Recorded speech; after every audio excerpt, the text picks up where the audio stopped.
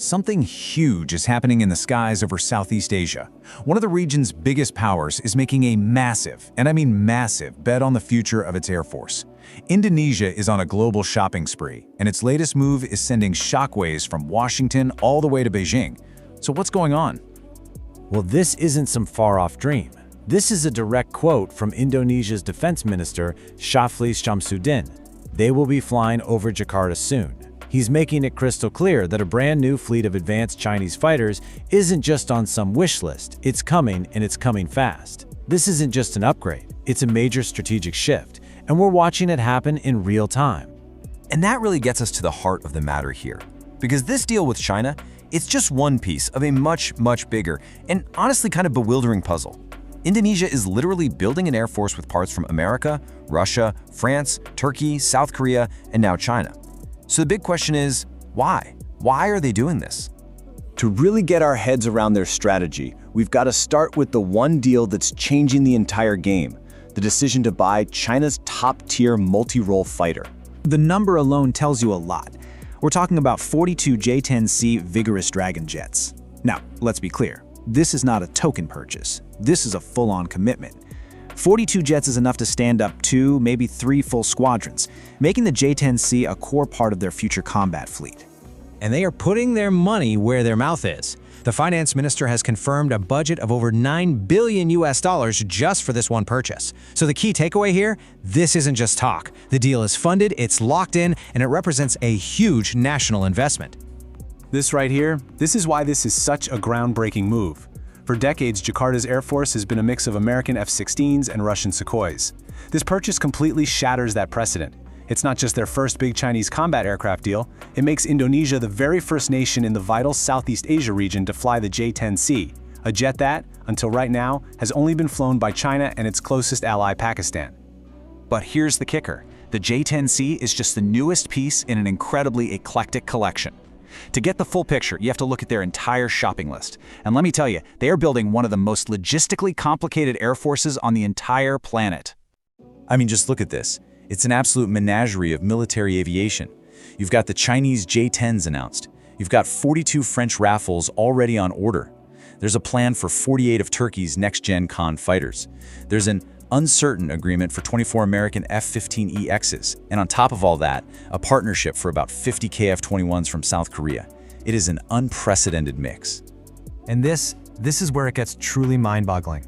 All of these new jets have to somehow integrate with an existing fleet of American F-16s, Russian Su-27s and 30s, and South Korean T-50 trainer jets. Just think about that for a second. We're talking separate supply chains, different weapons, unique maintenance procedures, and completely different pilot training pipelines for each and every one of those planes. The logistical challenge alone is absolutely staggering. So, we're back to that central question. Is this just chaos, or is there a very calculated strategy at play? Well, the answer lies in a geopolitical doctrine that has really defined Indonesia for decades. Indonesia is a classic non-aligned state. The whole idea is strategic independence. You diversify your suppliers so you never become too dependent on any single world power. Think about it. If things get tense with one country, well, you've got 4 others you can still count on for parts, for training, for support. It's the ultimate hedge against geopolitical risk. And this timeline shows you exactly why that strategy is so important to them.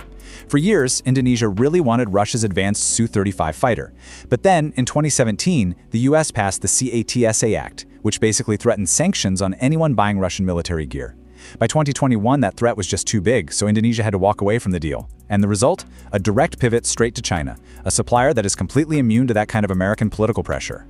So for all you aviation geeks out there, the choice between something like the J-10C and the American F-15EX isn't just about comparing specs on a datasheet. It's a choice between geopolitical blocks. The J-10C is a very capable 4th-gen fighter. It's combat-proven with Pakistan, and it offers a solid sanction-proof option. The F-15EX, on the other hand, is a more advanced 4.5+ gen beast with incredible avionics and a massive payload, but it comes with political strings attached that lead right back to Washington. And that choice has enormous consequences. This isn't just a sale for a Chinese defense company. This is a major strategic victory for Beijing on the world stage. So let's just break down the impact here. First, this massively expands China's defense influence right in the heart of Southeast Asia. That's a huge deal. Second, it's forcing analysts everywhere to ask, is this the beginning of a real shift for Indonesia away from its traditional Western suppliers? And third, you can bet that putting advanced Chinese jets in Jakarta is going to raise some eyebrows and maybe some tensions, especially when it comes to contested areas like the South China Sea. And hey, don't just take my word for it. As defense analyst Benis Sakadas says, this isn't just about buying hardware. It's a signal that could be read as Indonesia tilting, even just a little bit, towards Beijing's sphere of influence. And that is why this deal is so important. So the deal is done, the money is there, and the geopolitical ripples are already spreading. The question now is, what happens next? What are the big challenges and the intriguing questions we should be watching for?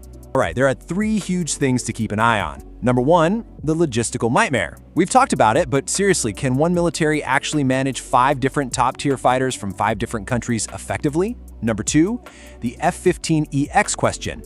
Does buying Chinese jets make that already uncertain American deal even less likely to happen now? And finally, number three, the domino effect. Now that Indonesia has taken the plunge, will other countries in the region start looking at Chinese military hardware as a more serious option? And that all leads us to the final, critical, billion-dollar question. Indonesia has chosen strategic independence over operational simplicity. It's a bold, it's an expensive, and it is an incredibly complex gamble.